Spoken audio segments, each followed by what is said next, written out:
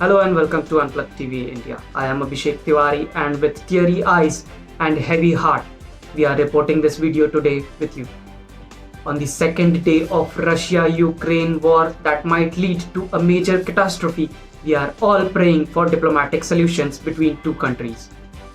On the second day of the war declared by Russia, multiple explosions were heard in Kyiv on early hours of Friday. These set off day 2 of shelling and fighting after Russian President Vladimir Putin announced the military operation in Ukraine.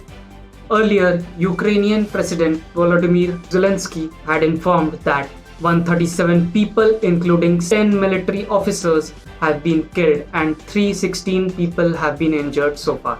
The city Kyiv air defense successfully repelled the assault by intercepting a number of missiles and downing a Russian aircraft, presumably a drone which fell upon a residential block in eastern Kyiv.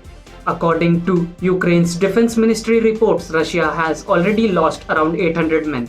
Enemy losses include 7 planes, 6 helicopters, 130 armed fighting vehicles, and over 30 tanks. According to the State Emergency Service of Ukraine, 2 residential buildings in Kyiv are on fire from intercepted unidentified enemy aircraft, and there is a risk of demolition. Meanwhile, 3 people were injured in the incident and 1 is in critical condition. Ukrainian president's advisor informed that our country was bombarded at such a time and in such a way twice in history, just like in the year 1941. Now the attacker can only get a hatred of the people and nothing more. Meanwhile, US President Joe Biden said Washington will intervene if Putin moves into NATO countries, stressing that if his Russian counterparts is not stopped now, he will be emboldened. The countries on NATO's eastern flank, especially the ballistic states of Lithuania, Latvia, and Estonia, all have received the first batches of US military troops and equipments. In the wee hours of Friday, Ukraine said that it has lost the control of Chernobyl nuclear site, the site of the 1986 disaster, and the staff at the Chernobyl plant had been taken hostage. World leaders have decried the invasion and announced sanctions on Russia. Meanwhile, China continues its support of the Kremlin with its custom agency approving imports of wheat from all regions of Russia.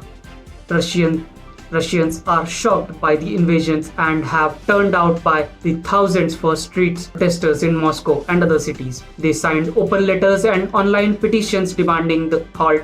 Meanwhile, Joe Biden on Friday said the upcoming days will be hard on the people of Ukraine. Biden said that he has spoken to Ukrainian President Volodymyr Zelensky late on Thursday night and assured him that the US, together with its allies and partners in Europe, will support the Ukrainian people as they defend their country.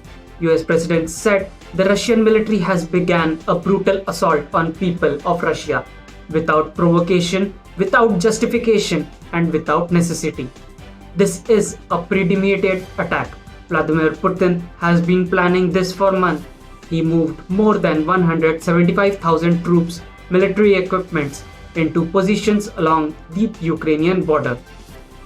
He rejected every good faith efforts the United States and our allies and partners made to address our mutual security concern through dialogues to avoid needless conflicts and avert human sufferings. In the past week, we have seen shelling increase in Donbas, the region in eastern Ukraine controlled by Russian-backed separatists. The Russian government has perpetrated cyberattacks against Ukraine. Putin chose this war and now he and his country will bear the consequences. Today, I am authorizing additional strong sanctions and new limitations on what can be exported to Russia. This is going to impose severe cost on Russian economy both immediately and over time. We have purposefully designed these sanctions to maximize the long-term impact on Russia and to minimize impact on the United States and our allies. And I want to be clear, the United States is not doing this alone. For months we have been building a coalition of partners representing, well, more than half of the global economy. 27 members of European Union, including France, Germany, Italy, as well as United Kingdom, Canada, Japan, Australia, New Zealand, and many others, to amplify the joint impact of our response. Biden also informed that he just spoke to G7 leaders this morning. He said, "We will limit Russia's ability to do business in dollars, euros, pounds, and yen to be part of the global economy. We are going to impair their ability to compete in a high-tech 21st century economy. America stands up to the bullies. We stand up for freedom." Biden also informed that on Tuesday, we stopped the Russian government from raising money from US or European investors. Now, we will apply the same restrictions to Russia's largest state-owned enterprises, companies with estimated assets of $1.4 trillion. Together, we pray for a diplomatic solutions and end to this war. Now, if you like our video, then please hit like, share, and subscribe to our channel. Comment down below your reactions on the ongoing war. Till then, for more updates, keep watching Unplugged TV India.